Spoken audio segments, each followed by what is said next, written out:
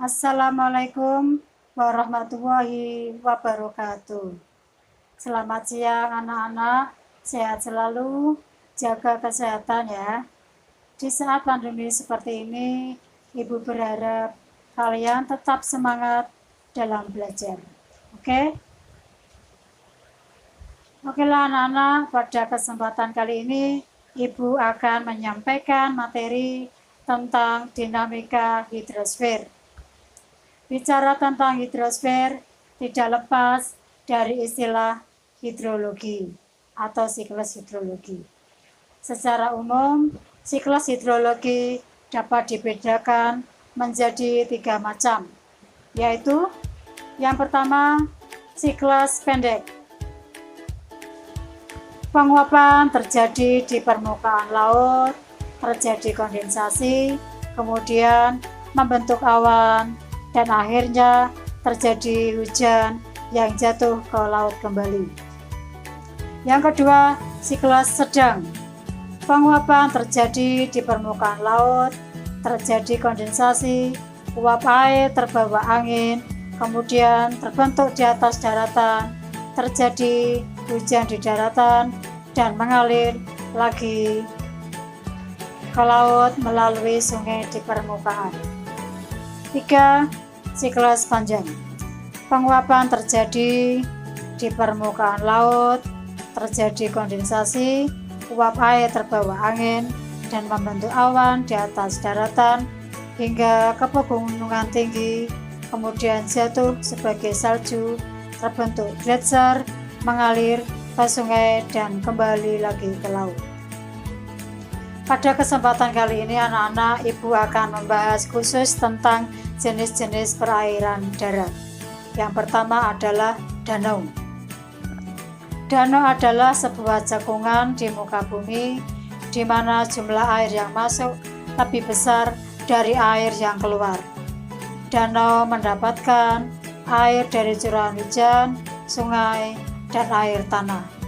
Ketiga sumber air tersebut bersama-sama dapat mengisi dan memberikan suplai air pada danau. Adapun manfaat danau adalah untuk irigasi, perikanan, pembangkit listrik tenaga air, rekreasi, olahraga, pelayaran, dan penampungan air untuk mencegah banjir. Penyebab terjadinya danau adalah sebagai berikut. Danau tektonik adalah danau yang terjadi karena gerakan tektonik yang menimbulkan bentuk sleng atau graben atau lembah patahan atau patahan yang diapit oleh faults.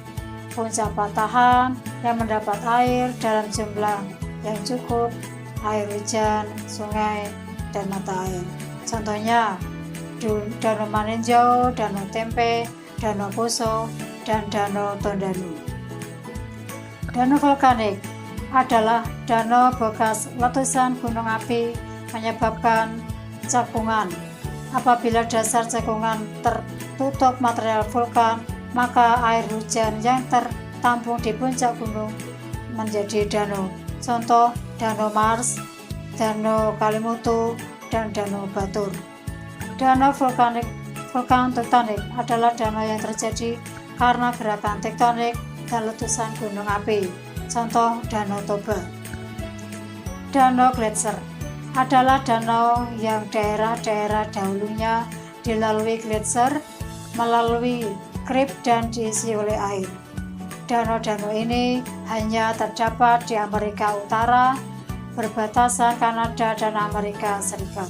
Contohnya Danau Superior, Danau Michigan.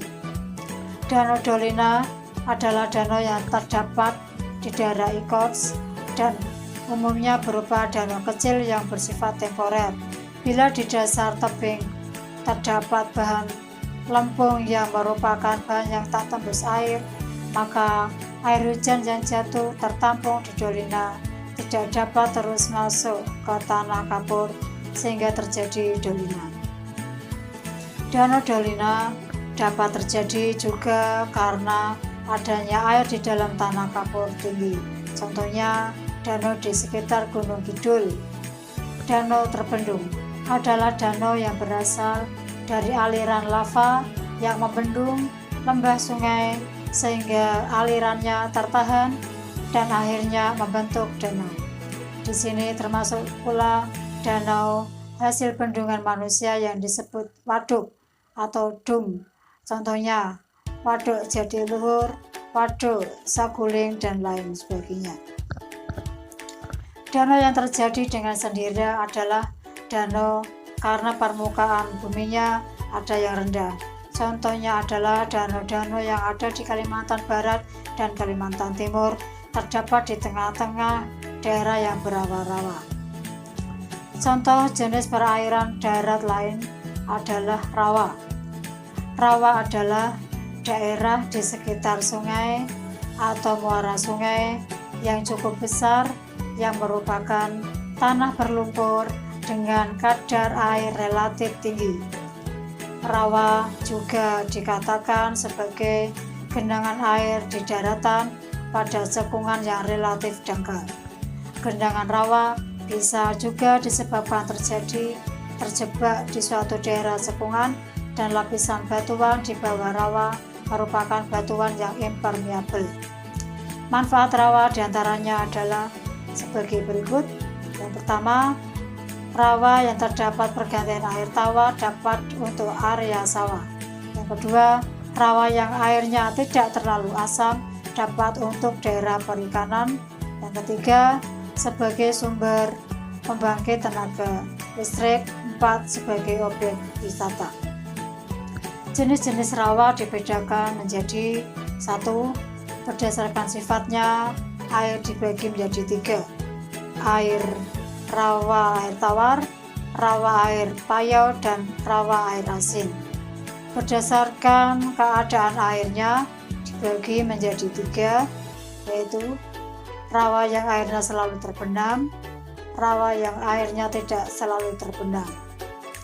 Berdasarkan letaknya dibagi menjadi 2, yaitu rawa pantai dan rawa pinggiran.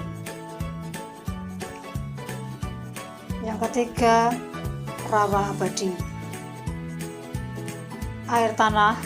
Air tanah di sekitar kita, di permukaan tanah dapat kita saksikan adanya air sumur, sungai, danau, rawa, dan lain sebagainya. Sebenarnya di bawah permukaan tanah terdapat kumpulan air yang mempersatukan kumpulan air yang ada di permukaan. Kumpulan air inilah yang disebut sebagai air tanah. Menurut letaknya, air tanah dapat dibagi menjadi 2, yaitu air tanah permukaan atau freatik dan air tanah dalam atau artesis.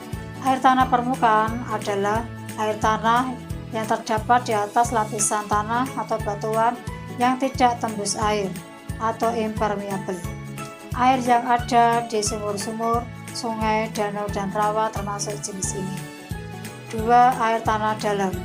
Air tanah dalam yang terdapat di bawah lapisan tanah atau batuan yang tidak tembus air atau impermeabel.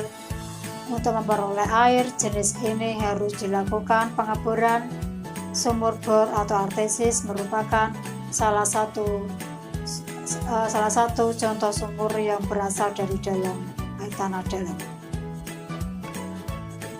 Demikian kajian yang kali ini, mudah-mudahan kalian paham, mudah-mudahan kalian lebih giat lagi belajarnya.